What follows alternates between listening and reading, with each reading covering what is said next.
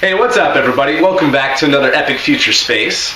So on my last video, I got a few comment suggestions from StevKier4 and StarPilot149 to talk about a new company in the works called Planetary Resources.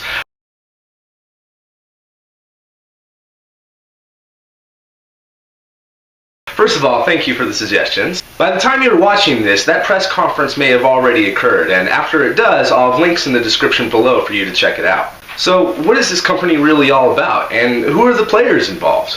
Well, the company was co-founded by Peter Diamandis, who started the X Prize Foundation, co-founded Zero G Corporation, and also co-founded Space Adventures with Eric Anderson, who was also the co-founder of Planetary Resources. These guys are serious, and anything they involve themselves in usually ends up being pretty epic. Others involved with the project are Chris Lewicki, a planetary scientist and former NASA Mars mission manager who is serving as president and chief engineer for Planetary Resources. Veteran NASA astronaut Tom Jones is serving as an advisor, and Galwa Liye as the chief strategist. I don't know who that guy is, so if any of you guys can send me his bio, you will get a gold star. Some of their investors include Google's Larry Page and Eric Schmidt, James Cameron, Charles Simonyi of Microsoft, and the only space tourist to have flown to the International Space Station twice, Kairam Shriram, Ross Perot Jr., Lauren Gershom, and probably a few others. So if name-dropping all these billionaires and high-profile space enthusiasts doesn't get you excited, maybe this will.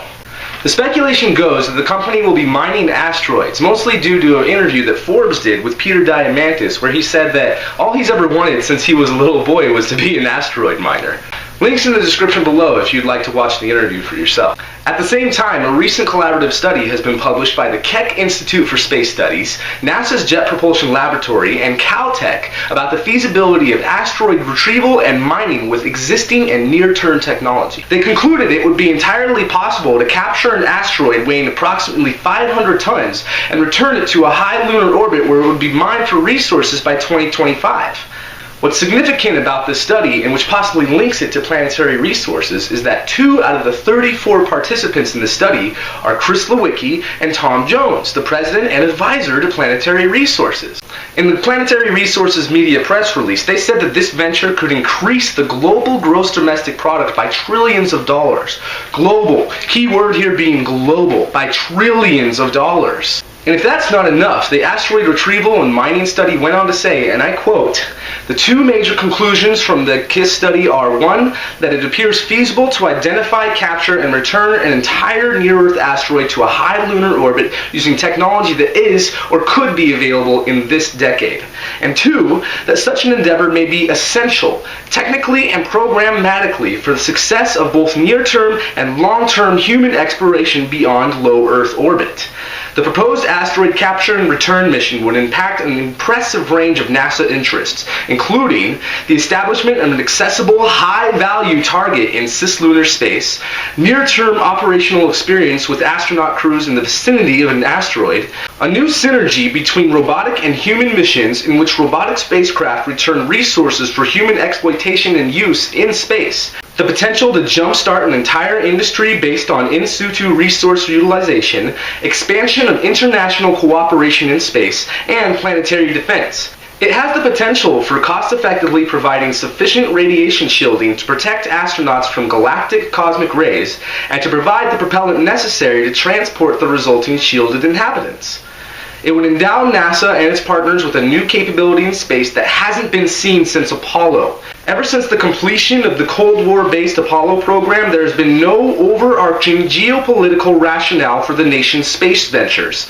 Retrieving an asteroid for human exploration and exploitation would provide a new rationale for global achievement and inspiration. For the first time, humanity would begin modification of the heavens for its own benefit. If that's not inspiring, or if that doesn't get you excited about space, I don't know what will. I mean, this could change everything. If they were successful at this is the sort of direction and mission that NASA needs in order to go out in space. I mean, the whole plan is to go to a near-Earth asteroid, but it's all just been kind of whatever. So this would provide a very good plan for that.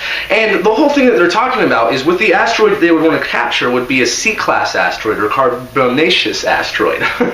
But I think what these guys, what Planetary Resources would really need would be an X-class asteroid, which is more heavy metals, which at this current moment in time, China is the main exporter for all of our rare earth metals, and they could cut us off at any time. So this is something that we need.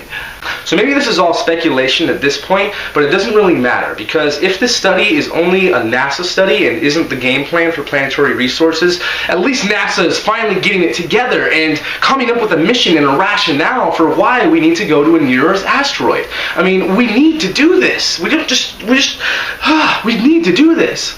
If the results from this study are the game plan of Planetary Resources, then this is something that they should do and something that they can do. If there's anyone on the planet that can do this, these are the guys to do it. They have the money to do it, they have the drive to do it, they have the inspiration to do it, and they have our support to do it. So let me know what you think about this idea in the comments below, and I'll provide links in the description to their website where you can subscribe to more information, just like Star Pilot said.